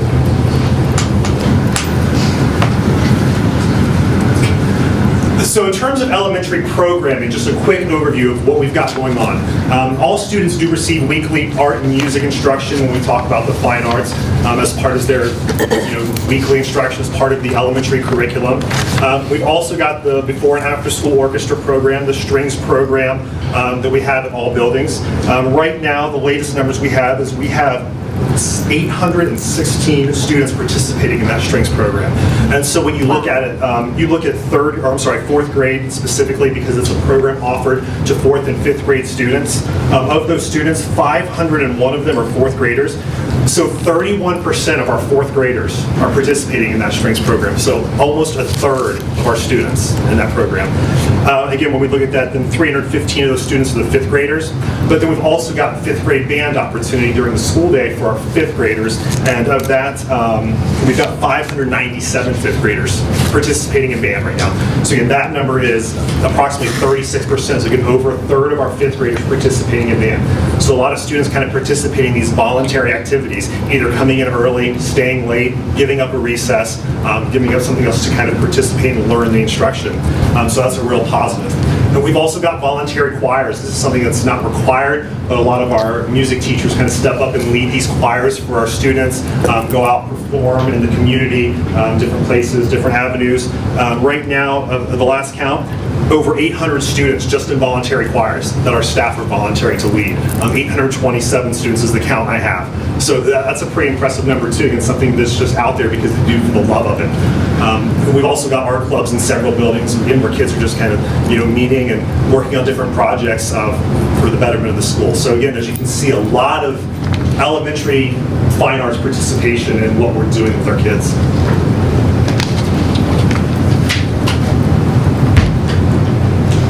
So just like Anthony said, I'd like to thank you for giving us the chance to come back this year.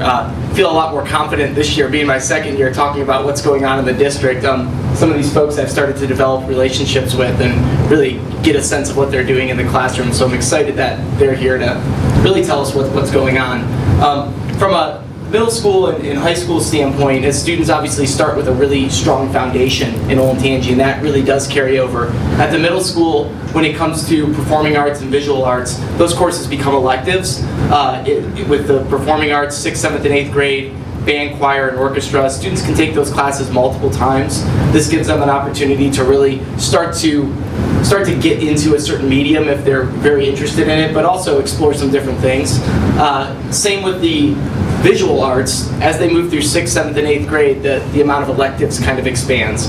And what we're doing there is trying to offer students a wider variety of courses, but also so they can start to get their feet wet in some different things so that when we get to high school, which is really where this program really, really blows up, they have so many different options. And I don't know the exact numbers or how we compare to other districts, but I would say we got to be up there offering 50 or more classes.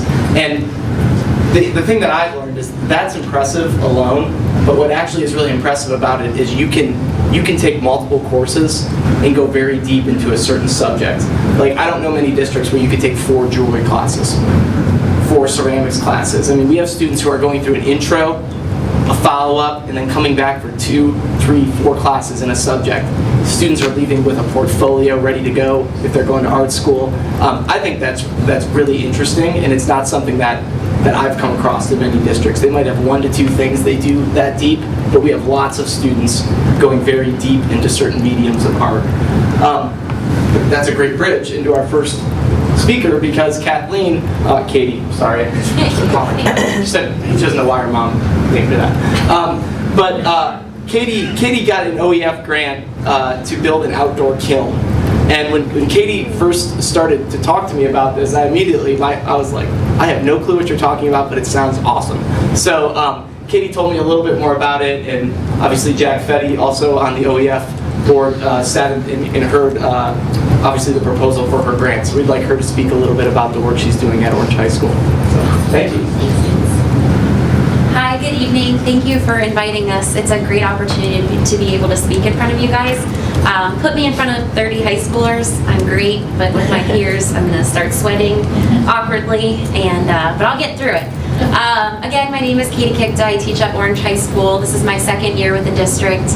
And speaking to what Vince just mentioned, I came from 7 years in Westerville and left after our programs were decimated after a failed levy. So the fact that we offer these classes for our students, I've seen firsthand the benefits and what happens when we fail our students and when we don't offer these opportunities. So thank you for your support, the community, our administration, and teachers in our buildings for these opportunities for our students.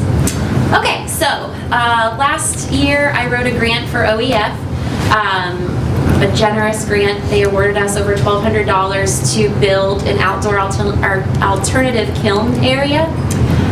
Over 100 students participated in the first raku firing this fall, and we will have our second firing this spring. So this will be something that occurs every semester with our students in ceramics classes. And again, we offer ceramics 1 through 3 and then advanced studies that students can take as many times. So we have kids who are in ceramics 7. And again, building that deep portfolio of knowledge is amazing. So our goal is to expose our kids to a higher level of technique, process, and application through this outdoor kiln. We are experiencing new techniques, materials, and information, and just going that next steps with their knowledge of ceramics, clay, glazing, firing processes. We want to support the goal to challenge and motivate our students through the arts, again, to advance that level of understanding and really push the programs that we're offering. We're one of the few high schools in the state that have this opportunity for our students. So we're using a raku kiln. We'll do smoke firings this spring, horsehair firings, a variety of different alternative methods that differ from your regular in-house electric kilns that we use. Did you say horsehair?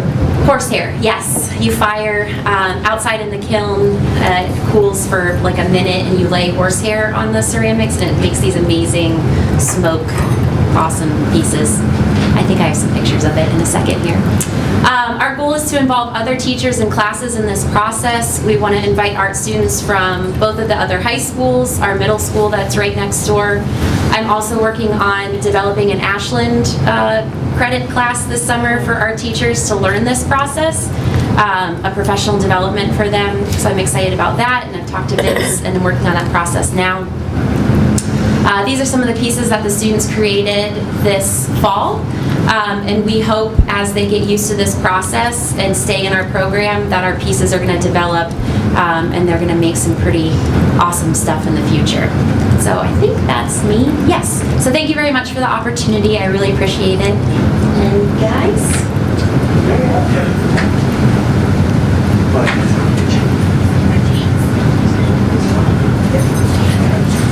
All right, gang. Well, thanks for letting us come out and share something that we were pretty geeked out about. It's a project that we worked on earlier this year that we've affectionately titled This Inspired That. And essentially, it came together pretty organically. In our current curriculum at Liberty High School, this is kind of our painting curriculum, and most of the stuff that we do is a little bit more kind of replication based. It's very tight, and I would think that if you were to ask people, we're mostly known for this kind of side of the art that we do, a very fundamental technique, sound way of doing things. But as we started reviewing kind of some of the greatest painters of all time, we realized there was something significant missing with what we were doing. And that was kind of a more authentic approach to things, kind of more expressionistic. And especially as we get into kind of higher levels of thinking, if we start talking about things like love or faith or things of that matter, a simple image replicated isn't going to capture that in a way that something in this form could do.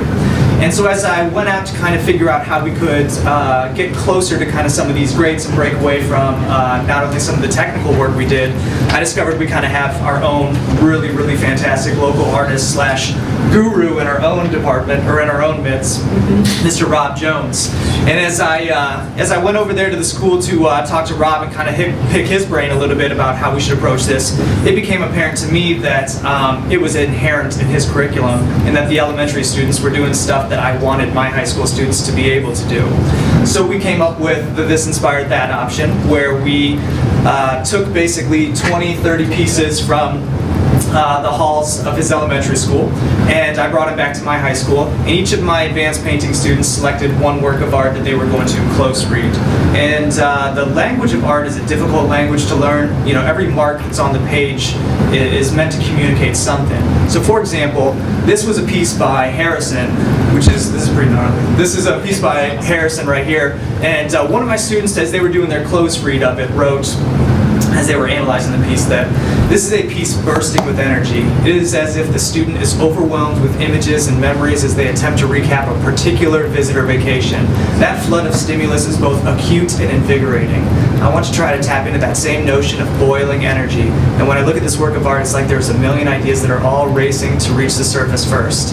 And that's kind of her interpretation of this particular piece done by Harrison. And the students didn't get a chance to talk to the elementary students. It was just kind of a, here's the work of art, how do you impression, or how do you take this, and where does it go from there?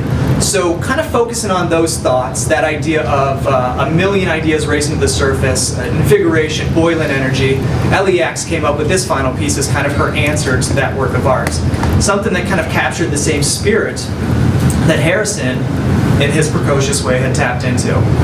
And here's a few other examples of kind of where pieces on the left started and where the high school students kind of ended up taking them, focusing on various pieces and things of that nature.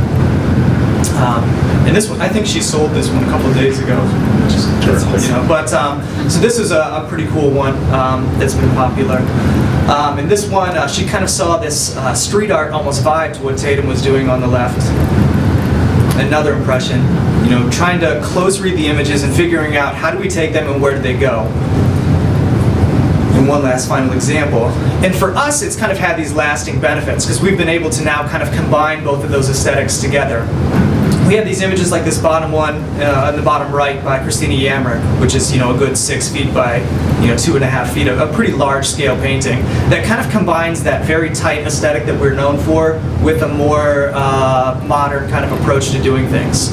And when we kind of came back and showed Rob the results of this, it kind of jumped one more time. And I don't know if you want to talk about that for a second. So, well, we decided it would be pretty cool if we brought it back to the elementary kids.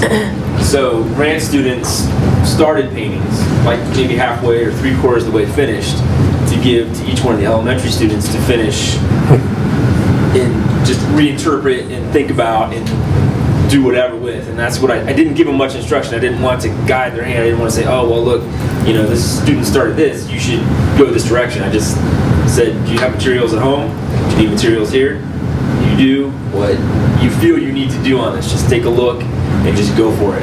And so I've got a couple of those back, and it's been pretty great. I mean, the kids, first of all, when they get this high school paint, they're just like, oh my gosh, I get to paint on this. They're so excited, and just like, you can see their heart just like beating, you know, a million miles per minute. And we've got a couple of those back, and it's great because my kids they're tightening up just a little bit, and they're thinking about things just a little bit more conceptual. The abstract is just kind of a natural piece for them, and the expression is too. But they're starting to just really conceptualize ideas just a little bit more. And I brought a couple of those examples in. This one was Tatum's, and she was given this clock, and she was really thinking about this. And she said, well, the clock signifies time. So there's a time to be good, and then there's a time to be bad. And I thought, wow, that's pretty deep. That's pretty heavy. I mean, that's a kindergartner thinking like that, you know. And then Harrison brought his back. So this was Harrison's, who you saw did the crazy cityscape. Yeah. And so, of course, we got his buildings, and he even saw what the high school student did, and he added some more of his own birds that were just like hers in her style. And the color, added all the color, and just kind of really did his thing, and just great, just awesome. Rob's being modest. You'd be hard pressed to find an elementary student that match that quality right there. I think the long game for us is that we want Olentangy to be synonymous with the best art in Ohio.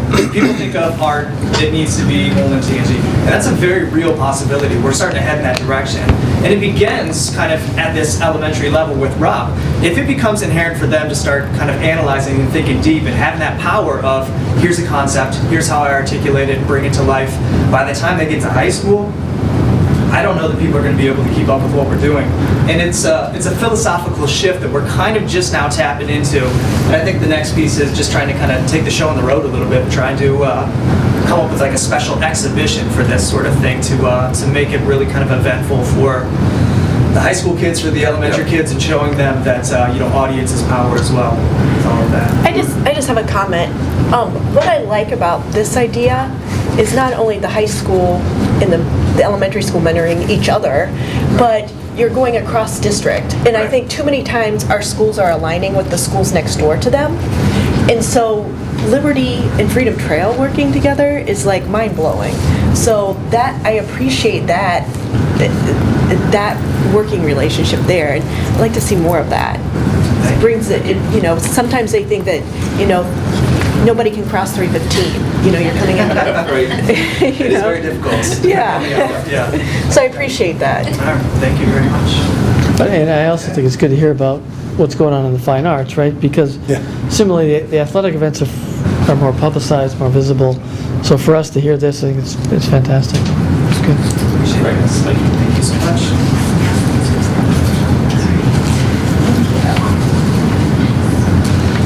Hello, my name is Lori Walls. I am the music teacher at Liberty Tree, and Mr. Elkins already gave us the statistics of the program, so he asked me to highlight some specific things that were going on, and I decided to share things professionally amongst my colleagues and also with the kids. So I'm extremely honored and proud to be a member of the Department of the Elementary Music Teachers, and tonight I wanted to highlight two of those. Oh, yeah. Aileen Miracle, who is the music teacher at, and I always, Cheshire, I don't know. I know it's a battle. But she teaches at that elementary, and she, outside of her teaching position, she teaches graduate courses of pedagogy and folk song research for DePaul University's Kodai program. This year and last year, she also presented assessment workshops for universities around the country, and she is also one of the teachers that has the elementary choirs that are voluntary. To your right is Matthew Parker. He is currently teaching at Johnny Cake Corners, and recently on January 9th, the Columbus Symphony names 3 Central Ohioans as winners of the 2015 Music Educator Awards, and Matthew received the Elementary Music Award. So we are truly proud of him and so happy for him. Outside of his school day, he's one of the directors of the children's choirs, and he also is the director of the Nina Choir, which is one of the Columbus children's choirs. So for him to be director of that speaks to his dedication and tremendous musical skill, along with his passion for teaching music to children. So that is a picture of the Nina Choir. Cutie patooties. When Anthony asked me to share some things, he mentioned some of my stuff, and I feel kind of awkward doing that. But I will speak to what he asked me to. So the picture you see here is my children's chorus from Liberty Tree, and for the past 3 years, we have traveled to Mason, Ohio, and participated in the Music and the Arts Festival. So I am knowing of the middle school and some of the high school ensembles attend this festival. I'm the only one at this time, I believe, that does the elementary choir portion, and the reason why I take them down there is to have a wonderful musical experience that I cannot provide for them at our normal situation at our school, and I'll be honest with you, I see it as a reward for them because these 118 kiddos come an hour early once a week for the entire school year. So that is a huge commitment, and they blow me away every week with their talent and their skill.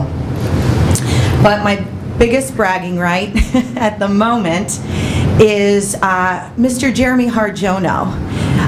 Last spring, I asked Jeremy to go to the Columbus Children's Honors Choir Festival for elementary kids, and there he met Fernando Molvar Ruiz. He's from Spain, and he is the director of the American Boy Choir at the American Boy Choir School in Princeton, New Jersey.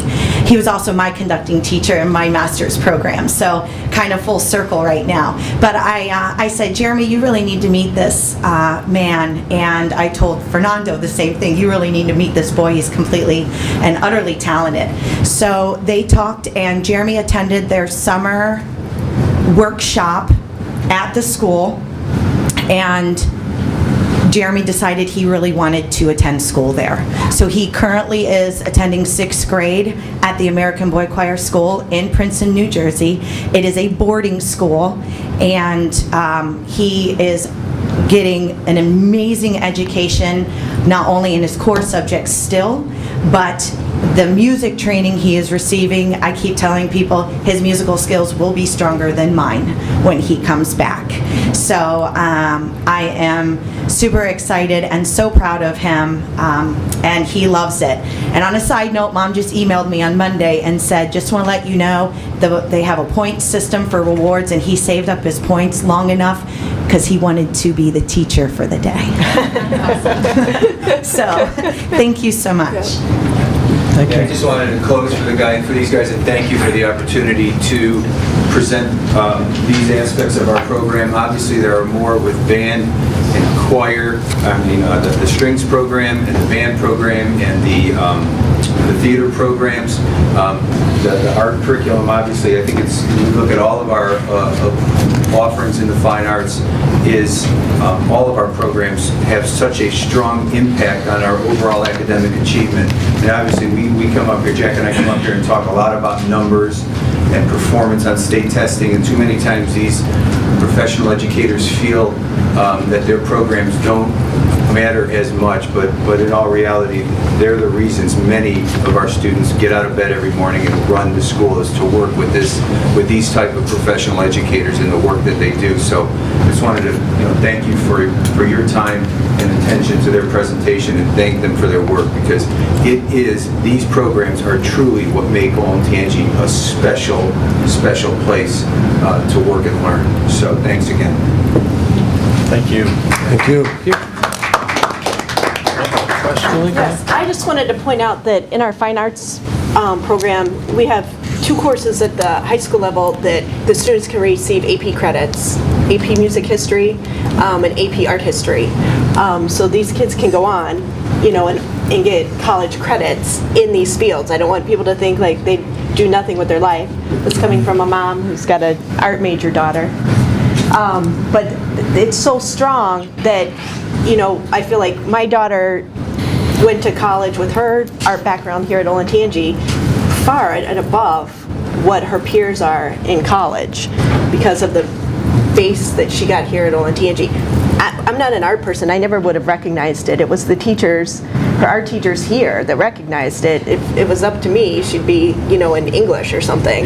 But that's not where her strength is. And thanks to the teachers here in this district, she was recognized and put in the right position where she should be. So I appreciate the program. Absolutely. Thank you. Anything else? All right. Next agenda item is public participation session number 2 regarding action items. Do we have any? Nope.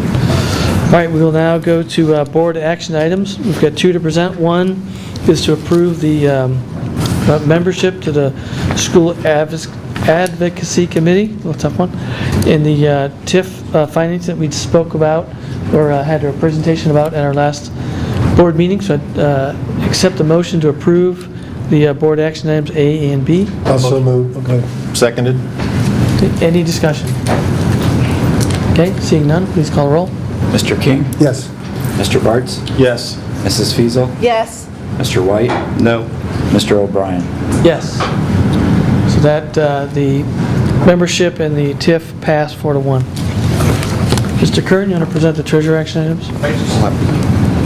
Yes. Just want to acknowledge the board's action tonight. Thank you very much for your support. Thank you. Yes. Mr. White, you want to pull out some things? B, please? Just B? Yeah. Okay. The financials? Yes.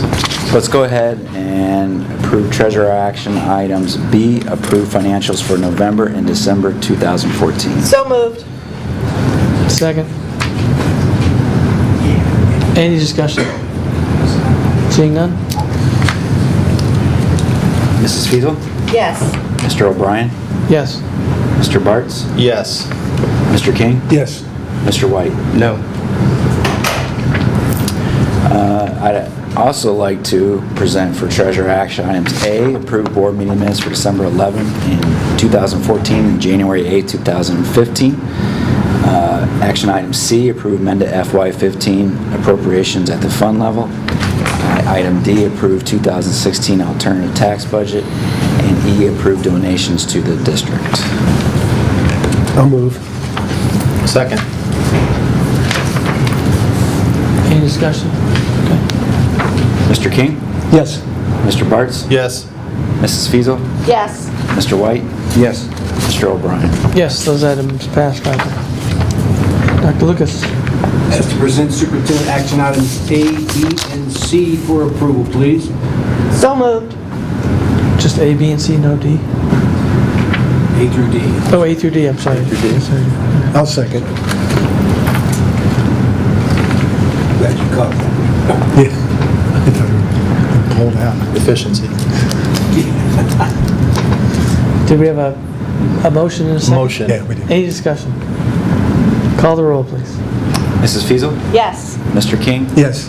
Mr. Bartz? Yes. Mr. White? Yes. Mr. O'Brien? Yes. The superintendent action is passed 5-0. I'll now entertain a motion to go into executive session as permitted by the Ohio Revised Code to consider the employment of public employees. So moved. Seconded. We will not be taking action when we return. We'll only return and adjourn. So with that, please call the roll. Mrs. Fiesel, Yes. Mr. Bartz? Yes. Mr. King? Yes. Mr. White? No. Mr. O'Brien? Yes. Those participating members will adjourn to executive session upstairs.